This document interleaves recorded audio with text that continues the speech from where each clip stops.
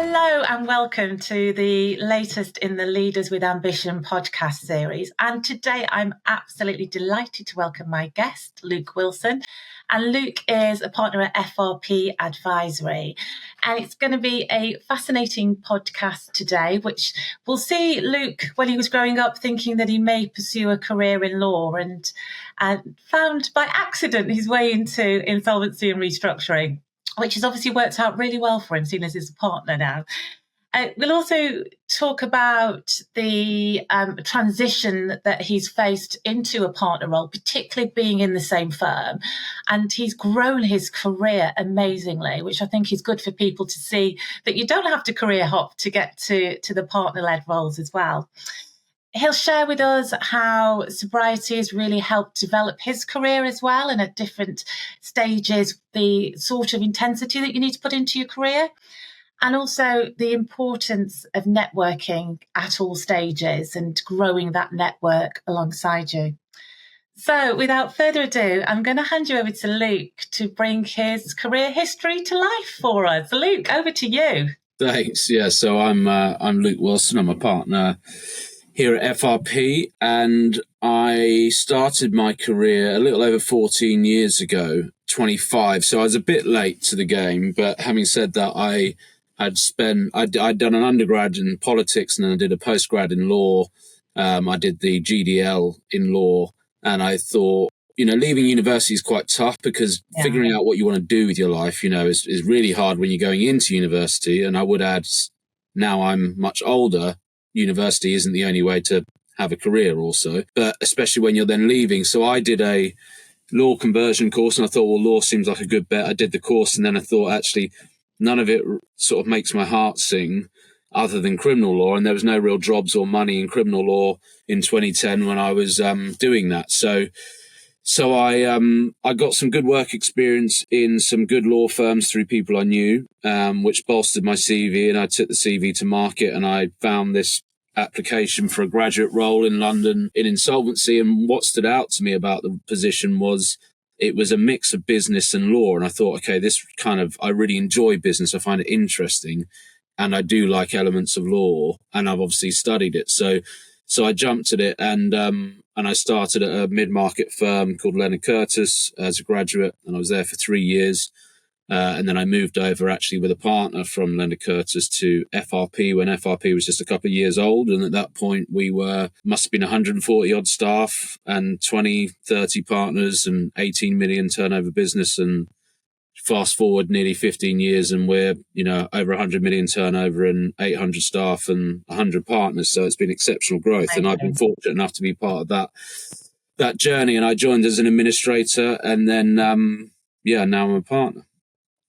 And you make it sound so simple. I joined as an administrator and now I'm a partner. What was the actual career trajectory through that period of time? Were you very focused on your career? Did you know partnership was in your sights? How did that all work for you? I definitely came out of the gate very enthusiastic, and I was at 25, I had an idea in my head of I want to be a partner. And looking back, the mistake, I don't even know if you'd call it a mistake, because everything that precedes the position I'm in now it contributed to where I am now and who I am now. So I don't know if it's a mistake, but the thing I would advise, my younger self not to do was I was just acting in a way I thought people wanted me to act. So I was projecting confidence and ability really far before I had it. And it took me quite a few years, not until I got sober, to realize that learning my craft, and my craft at that point was being a junior administrator. And what did that mean? Well, that meant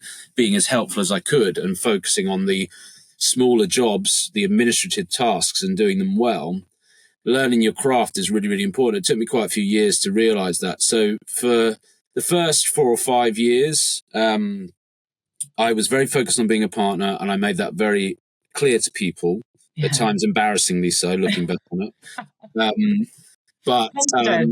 Yes, yeah. Well, I think people probably just thought, "Bless you," But yeah, so I did that. But the one thing I did do very early was I started networking. So within my first couple of months, I just started finding people that I got along with in the industry, and I just started building relationships. And I did understand, I got the business element of, okay, what's the business model? You know, it's a professional services firm. The owners of the firm buy and sell hours. You know, they buy the hours of the staff and they sell them onto the client. And how do we get clients? Well, we get clients by having a network and becoming a good, reputable name for delivering solid advice. So I understood that early, and I went out and I started building relationships early. But for those first 4 or 5 years, I often think I wasted a lot of it. As I say, I won't land on that because I do think it all contributed, but I just didn't get the basics. Once I got sober, I then got the basics, and I just started focusing on being at my desk, fulfilling my duties well. And the more I did that, the more trusted I became. And the more trusted I became, the more involved I got, and the more useful I was. And then when that started happening, the relationship side was always a natural flair of mine because I enjoy speaking to people and I'm inquisitive. So that then came to life. And then my philosophy on the way up to partnership to take some pressure off. So when I got sober, I changed my mindset and I said, okay, partner would be great, but it's not everything. Let's just keep applying myself the best I can. And if the opportunities arises, make a deal with yourself that you'll make the most and capitalize on the opportunities and just see where that gets you. And by doing that, it kind of brought forward the goal to wherever I was. So as soon as I got to assistant manager and then manager, it really kind of just took off because I just adopted that approach. And every year it seemed to be that I was elevating. And I mean, I was working hard. There's no substitute for that. But I don't have kids. I'm not married. So I was able to put my energy into it. But that was the big shift. It was understanding the basics of what my task, what my role was. My role wasn't to solve it all. It was just to play my part and do that well. And then also just allowing the opportunities to present themselves rather than trying to force everything. I love the fact that you're talking there about doing your job incredibly well will get you there. And I think sometimes people want the title, they want to develop, they want the progression, but you've got to put your hard nails in, haven't you, to be able to achieve that and be seen to be doing a really good job, and then everything else comes. Yeah, I would say so. It's, my academic background it's very up and down. You know, I wasn't a straight 8 student that went to a red brick university or an Oxbridge University and did finance and all that kind of stuff. But where I have really learned to become good at what I do is definitely through hard work. And I'm saying that from a place of not boasting, but from object observation, because I'm never thought that I would be as able to do what I do now as I am. You know, even 3-4 years ago, you know, I never would have thought I was able to lead on large, complex jobs that I have been. And the only reason I have been is because every year I surprised myself. And every year I was going, oh, wow, I actually did a good job. You know, it's the whole thing of teetering on the edge of fear. It's like that's where the maximum learning and growth takes place. And often I was teetering on the edge of, I'm not sure if I can do this. Not in a crisis way, but in a I'm going to try my best and see how it goes way, because I had support around me. And then what happened was I'd get to the other side of it, i.e. I'd complete the task, and then I'd just be leveled up. And the only thing that was leveling me up was consistent hard work. And the word consistent is so important. And, you know, it's no day is wasted. You know, every day is as important as the other. And when my mind's saying it's Monday morning or it's Friday afternoon, I'm going, well, actually, I could still do a couple of things here. And those little inches throughout the year really build up. So by the time you got to the end of the year, you've added another 10, 20% on the growth, you know, and that's what I found every year. And then, so it is really true that, you know, the harder you work, the more you gain. And I do think, yeah, sure, people have natural abilities, absolutely. But a lot of it, like many sports, just comes down to how hard you work. Yeah. You mentioned that you moved over from Lennon Curtis to FRP with one of the partners. How important has it been to have that mentoring and sponsorship in your career? And then how do you go about paying it forward as well? Yeah, I think it is very important. I've always sought out mentors in my life, and definitely so since I got sober. It's been a massive part of what I do. and passing it forward's huge. I mean, even today, I still seek, I have a work mentor. I have a mentor outside of work in terms of my sobriety. And then I also have trusted people in my partner group that I speak to. And the value of that is them holding up a mirror to you and showing you things that you otherwise wouldn't see with your own perspective. And it's keeping that beginner's mindset, because it's a very dangerous game from my first-hand experience to think you know it all or you've got it figured out. It just doesn't work. Yeah. And then paying it forward's huge, because if you don't pay it forward, you're not being authentic in my personal view, and you're not applying the role with integrity. And people pick up on so many nuances. I always thought people just didn't notice things. My younger self just thought, they won't notice that. They won't. But the reality is people aren't stupid. They pick up on energy. They pick up on language. They pick up on actions, and it's like, conduct yourself in a way whether someone's watching you or no one's watching you. And I think if you're able to do that, it really holds a space and a power which can inspire people and mobilize people. Yeah, I love that. And I think, being authentic is so essential in work and in professional life and personal life, isn't it? And as you say, I know that you also run a podcast series. You look at ED&I, which is really important to you for a lot of reasons.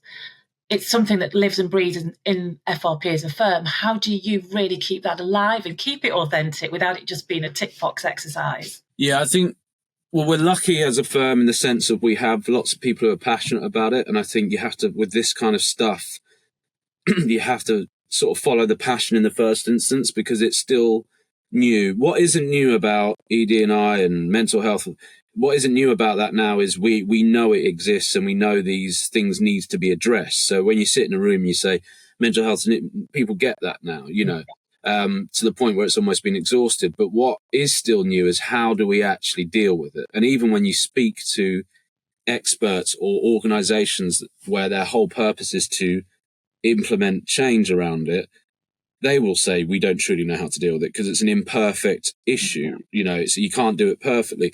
So my point is, following the passion is a really key part. So if you've got the people who care, then that, again, it's like anything. If I tried to sell you a pen and I was passionate about that pen, you'd probably just buy into the passion. You'd probably, I don't really want the pen, but I might buy it anyway because you know what, this guy for some reason is really passionate about this pen.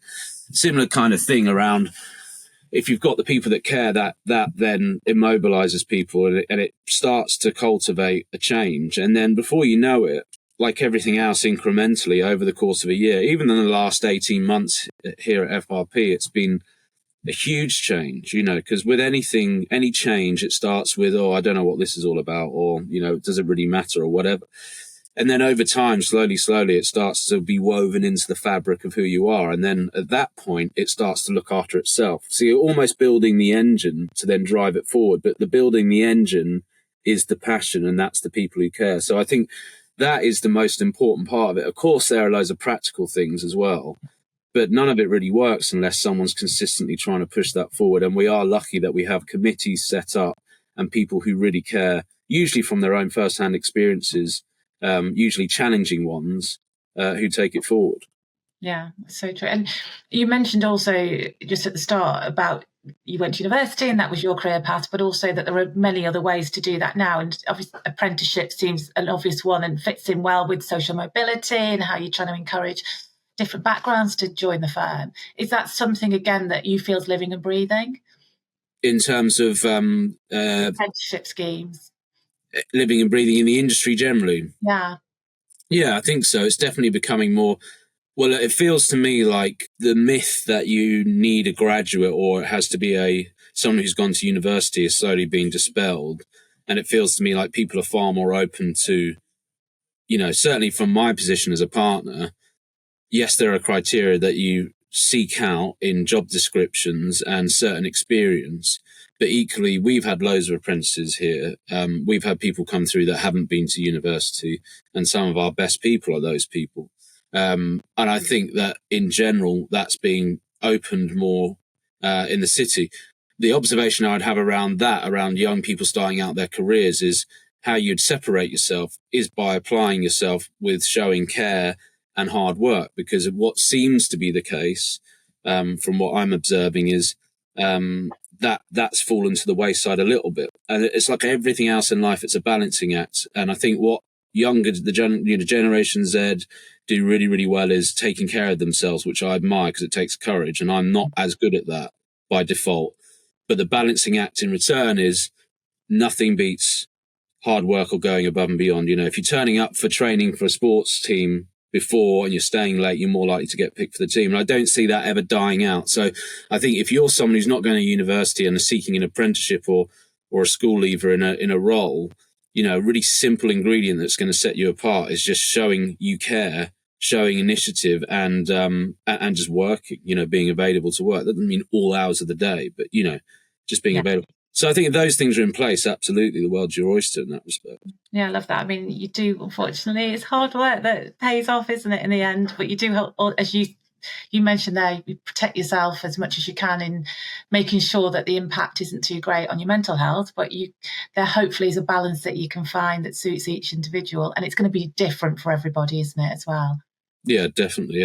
And I can only speak from my experience, but my experience is nothing worthwhile comes easy, really. In my life, everything that's been worthwhile has come through some form of challenge, difficulty, or hard work. And I'm not saying it's as simple as, so wake up tomorrow and just start working hard. The reality is you need resources, you need community, you need mentors, you need good managers, you need good organizations, good ethics, good principles, good business values, all of those things. But if you can be open and have an open eyes and open ears to those kind of things, then it really will take you far. I mean, it certainly has taken me far. I don't feel that I'm, I often think, how have I got here? Because it doesn't feel like I've taken a very traditional route, and including my alcoholism along the way and my sobriety, I've gone from being a complete liability as an employee to, as you know, our senior leadership conference speaking around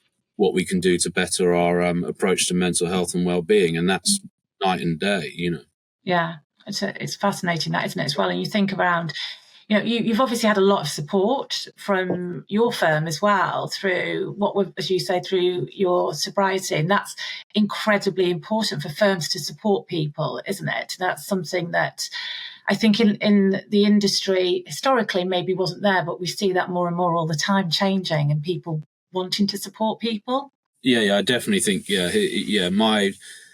my 14 years in the industry has been one of, it wasn't that people didn't care, but they just, it wasn't really a requirement to show a lot of emotional intelligence around certain aspects of the job. And as a male in central London in the corporate world, I definitely adopted the persona of, if I'm vulnerable or emotional, then I'm weak. And that's part of what helped me get so unwell with my drinking, because I was so petrified of what people would think if I showed my true self. And then when I got into problem with alcohol, what people would think if I said I had a problem with alcohol. And of course, when I eventually hit a rock bottom and had to deal with it, what I discovered was not one person responded negatively at all. Yeah. It just didn't exist, all that noise in my head. And the good news now is it's completely shifting. And it's completely shifting because we're all humans. So we all experience varying degrees of the same forms of emotion. Addiction's just a really tweaked, sensitive version of the human condition that we all hold. But it's slightly more unbearable. So you turn to something to cope, and that something can be a substance that can become an addiction. But my point is, we're not all that different in reality. And I think organizations are waking up to that, and they're becoming more courageous, and they're becoming less scared about going, all right, we're in a corporate world, we're turning up to work and provide a service. But let's not forget, if you're in a services firm, we're a human-centered business, so let's focus on that. And it's so different now in terms of the conversations you're able to have. And it's something that we've really focused on and spent a lot of time and money investing in, trying to create a completely different environment so that people can feel more themselves and as a result flourish. It's a really basic concept, but it can't be emphasized enough. Yeah. And I think, because you say we're people-centric businesses, so you've got to put your people first, really, haven't you, to make sure that you're getting the best out of them as well. Yeah. So in your role, we talked about networking, the importance of it, and you started it pretty soon in your career. How essential is it to be successful, to get to partnership, having this network and building relationships with people? Is it non-negotiable? I would say it would be difficult to get to partnership in a professional services firm without it, certainly within our industry. I know some other firms have different formulas, but the reason I say that is because if you're going to be a senior leader in a firm, whether it's a partner or whatever, you really need to be able to have the art of getting on with people on a basic level, as well, your staff, your peers, your fellow partners, as well as clients. And really when it's client focused, so much of good client care is creating trust in that relationship. And that trust is created in a very small window of time. And if you aren't able to make relationships in a way that are, from my experience, based on some kind of authenticity or, emotional awareness, then it just creates, I'm not saying the relationships don't exist, they just become more challenging. And I just think it adds a lot more value if you can create the trust. In terms of how that monetizes itself, I would say that's more fluid, because I do think people have skill sets where my situation is slightly unique in A, my journey to where I've been, and B, the people that trusted me who have referred work to me and the fee income I generated. And I wouldn't say to everyone that's what you have to do, because if that was the ask, it would be a really big ask and maybe slightly unrealistic. I was just fortunate that I got the opportunities I got along the way. But so I don't think it's like, okay, you need to be able to have build a network and then bring in £1 million of fees and then you can become partner. Obviously there has to be a financial case.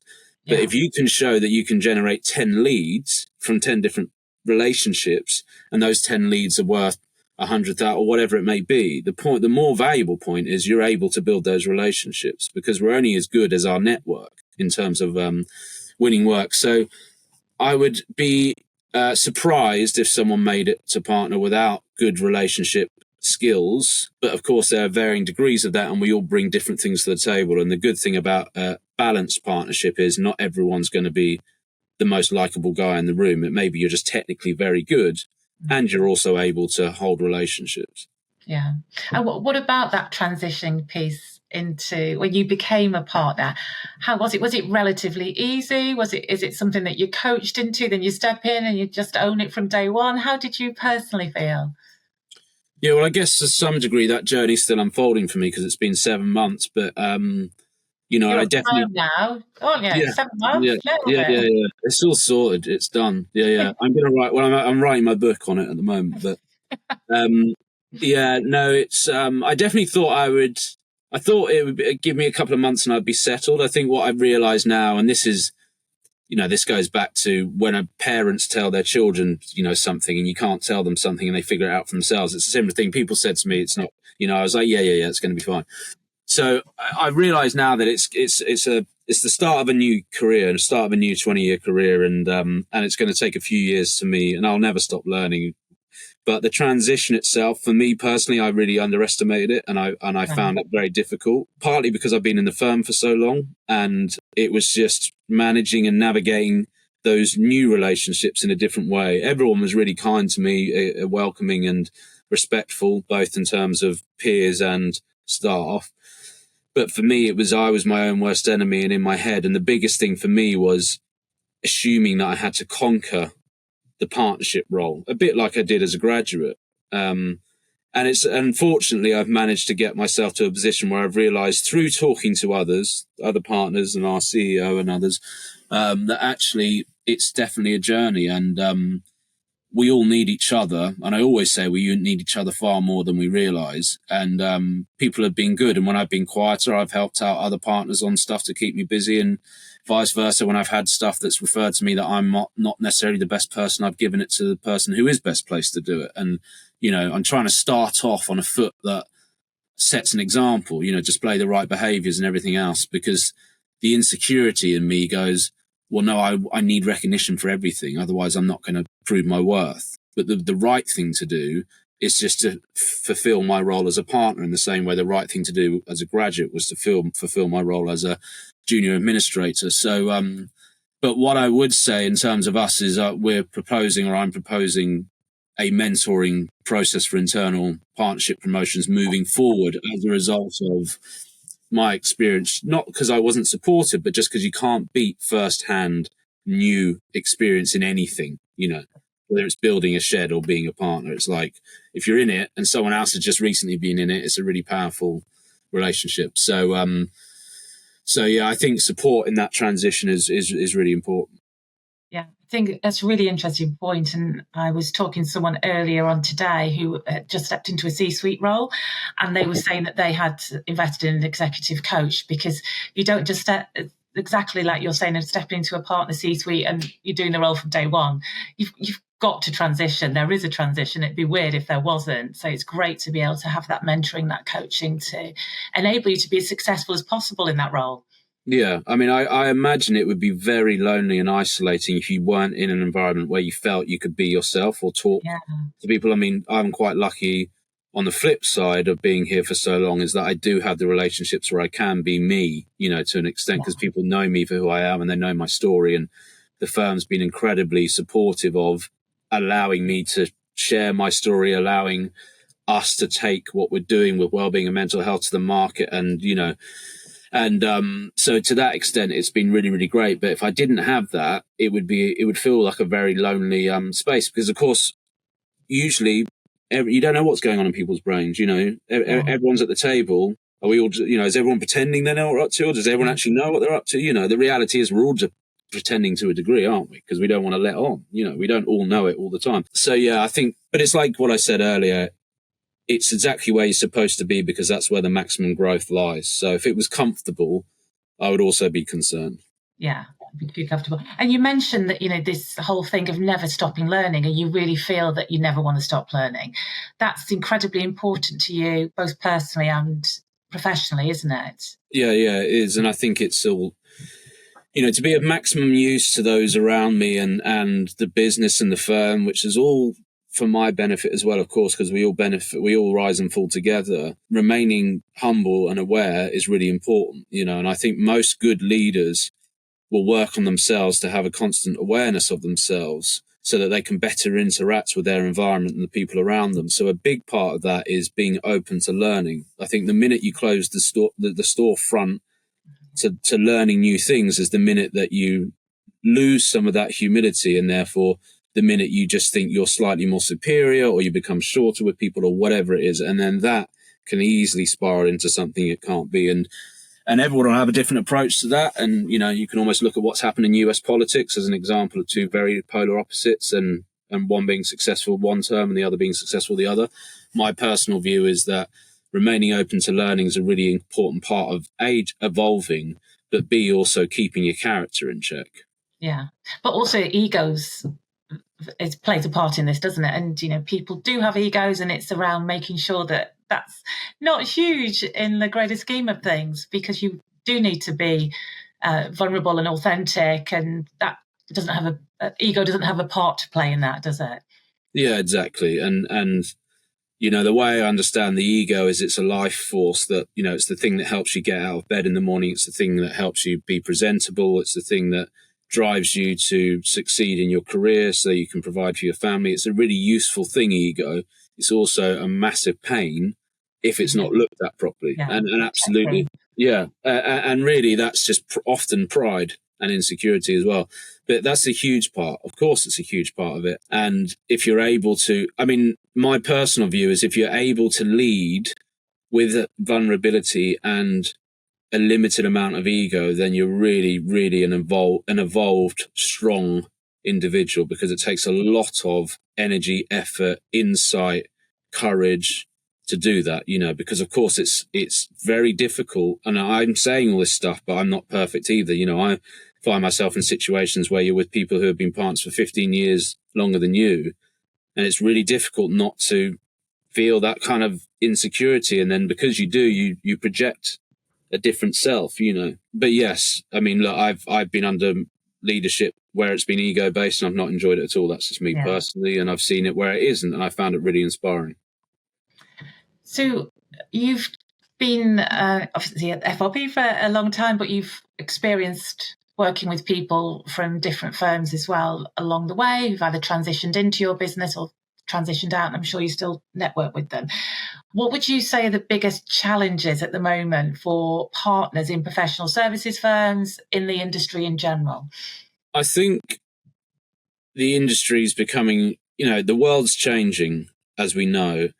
And I think there's a melting pot of older generation and newer generation people and partners, and that will continue to evolve. And therefore, a learning curve for both sides of the fence. So there's always going to be a challenge around what do you contribute to the business financially, and then it's how do you understand the environment we're in and the talent or the people that we're trying to attract and the people we currently have and the clients we're dealing with. And then it's how do you integrate in with an older generation of partnership that maybe towards the back end of their career where succession planning is taking place, and then vice versa for them. They're trying to understand, well, what's all this about? Because the working practices are very different. So I think a big challenge that I would observe is how do new partners and partners generally in the industry become more versatile and more evolved in the modern market, and that does mean I think a lot of people did use a bit of an old school method of you eat what you kill, and as long as I'm bringing the numbers in, I don't really have to take care of the rest. Not everyone, but certainly some. And I think now that's just very, very short-sighted. There's a lot more to it. And as I mentioned before, even the younger generation coming through, it's a different workforce. You have to consider a lot more. So for me, that's all very exciting and stimulating, and I love that. But I think that is a challenge. That will be a challenge for a lot of people right now. Yeah, and I think, as you mentioned, I think the generations coming through now won't put up with stuff like that either. They really do look at what is the partnership like. What do you stand for? What's your mission? What's your vision? How do you looking at even pictures of who's part of the partnership group, and is there somebody that looks like me there? Where's my role model? And if you haven't got role models, then how do you create allyship groups to support people coming through? So I think you're right. I think there's a lot of people coming through that are going to really help to move the industry forward, but there's still a place for lots of people to be doing lots of different things in the industry, isn't there? Yeah, there is. Yeah, I think it's opening up a lot more, and I think old trends are being broken, and I think there's much more opportunity arising, and even to the extent of making partner as a sober person. I never thought, my younger self never would have thought, actually when I stopped drinking, I thought, well, there's no way no one's going to like me because I don't go out drinking. I'm not going to be fun, So even little things like that, I've made partner by not going out for long boozy lunches, by not going out for lots of evening drinking sessions and whatever else the kind of stereotype is. Quite the opposite. I've made it by talking about this kind of stuff and having lots of interesting conversations and doing a good job and working hard. So there's a lot more opportunity, I would say, for people to come through the ranks and achieve things, because it's not, certainly from when I first started, it's less constrained. It's not, well, if you haven't done your ACCA and you haven't done this and you haven't done this, it's like, well, actually, let's look at it. Are you talented? What are you contributing? Are you going to help us? And they're the most important things, of course.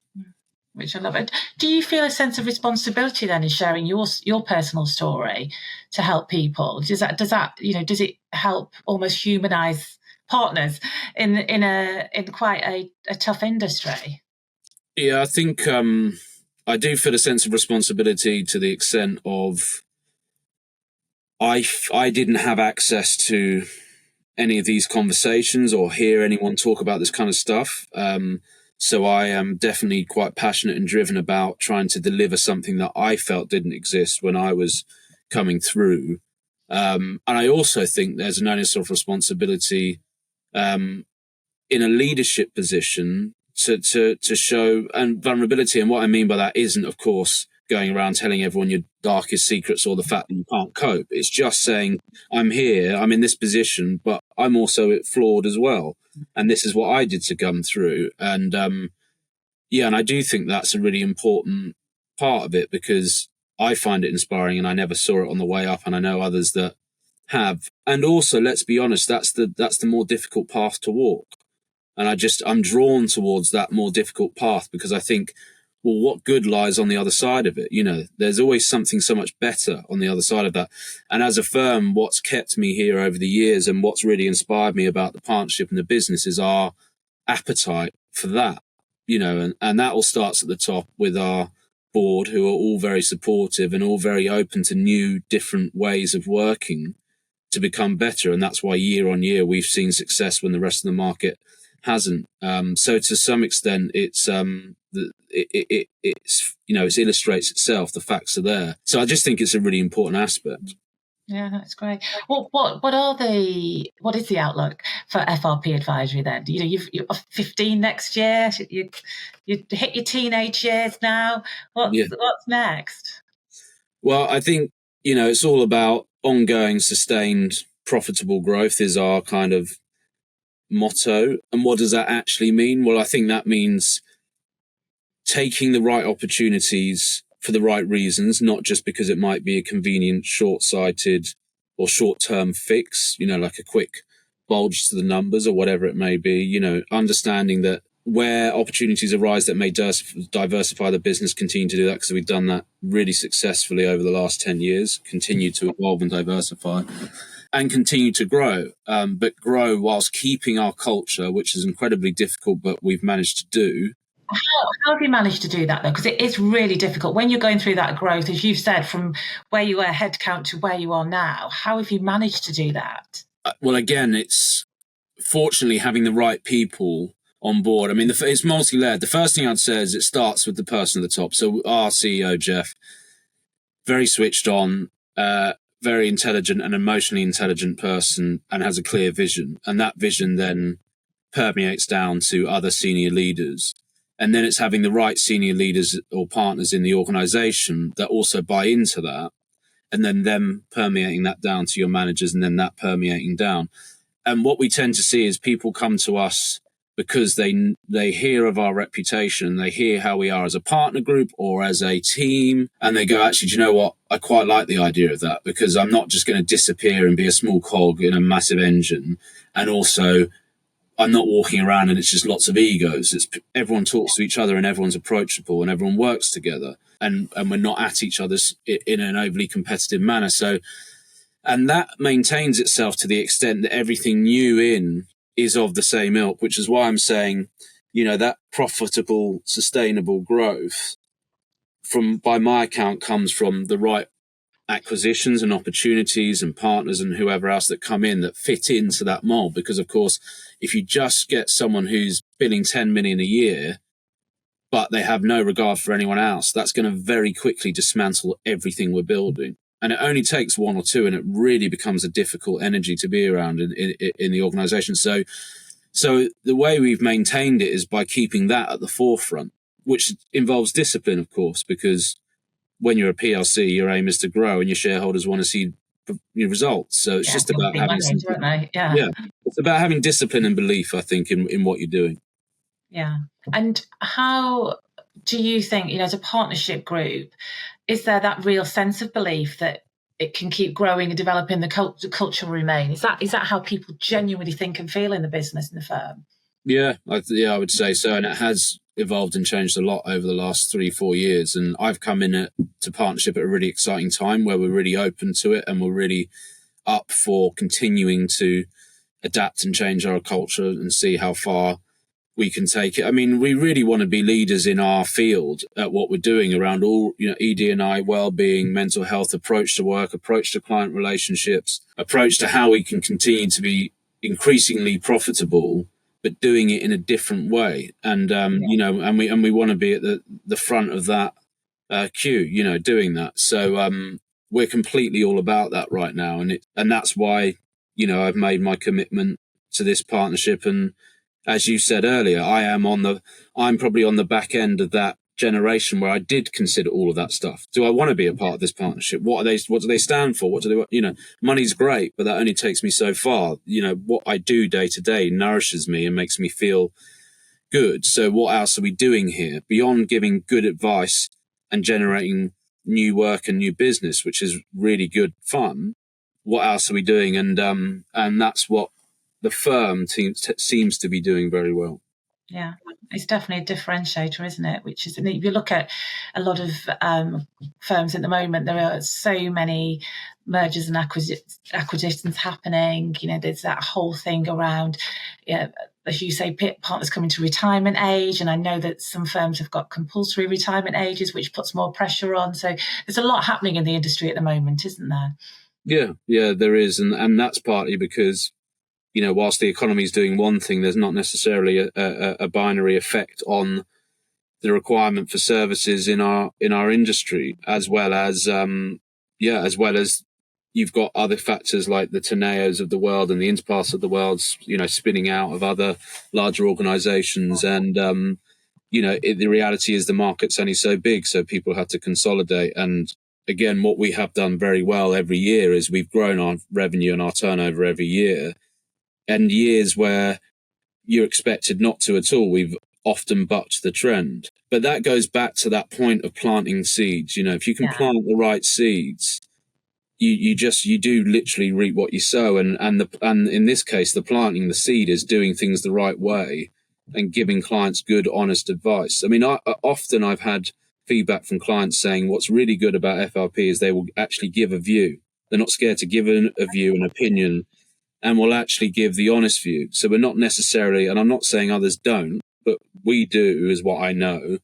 And that view often won't benefit us and our business because it will mean that we won't have a job. But what that does do is it plants a seed so that in 2 years' time, whoever it is involved in that project where we've said, if you do X, Y, and Z, you won't need us and you'll save X, Y, and Z, comes back to us and says, the body shop's in trouble, can you help? And then all of a sudden, that's tenfold what the benefit would have been in the short term. Yeah. So, I think that's a big factor. There's so many variables in it, as we know. And even having the same CEO and COO over the last 15 years has helped because you're not having... Which is so unusual, isn't it? Yeah. Which is great. Thank you for that, Luke. So tell me, words of wisdom to Luke growing up thinking he's going to become a lawyer. Gosh knows what you're watching on telly back then to motivate you. To Luke today, who's now a partner in a really amazing firm. What would words of wisdom be? I don't know if there'd even be words of wisdom. I think for me, it would be almost words of comfort. I think I would be saying to myself, don't be scared. You don't need to be scared. You don't need to be scared. You can believe in yourself and in who you are. And there'll be lots of times where you feel apart than and less able, but it's not true. You will be fine and you just need to believe in yourself because everyone has a different journey and a different path and they're just not comparable. Yeah. And there's been times in my career where people have been promoted that were more junior than me above me. And I've been in despair thinking, this is going nowhere. And then the way life has panned out has been that I've then excelled in a quick manner and I'm now a partner. So the journeys aren't comparable. It's just, it will be fine and you don't have to be scared, I think is what I'd be saying. Brilliant. Thank you so much for that, Luke. I have to say it's been a fascinating conversation and I really, it's resonated when you were saying do your job and do it really, really well. Don't worry sometimes about what's next because if you're doing your job well now, all these other amazing opportunities are going to come up. And also the leadership piece that you were talking about and sharing vulnerability as a leader is such a powerful thing to do, isn't it? I know it's very difficult for some people, but that is a big reason why people stay and work for firms is around the leadership piece. As you've said, having the same CEO and COO for the last 15 years, it's pretty good going. So thank you so much for your time today, Luke. I really appreciate it. No problem at all. Thank you.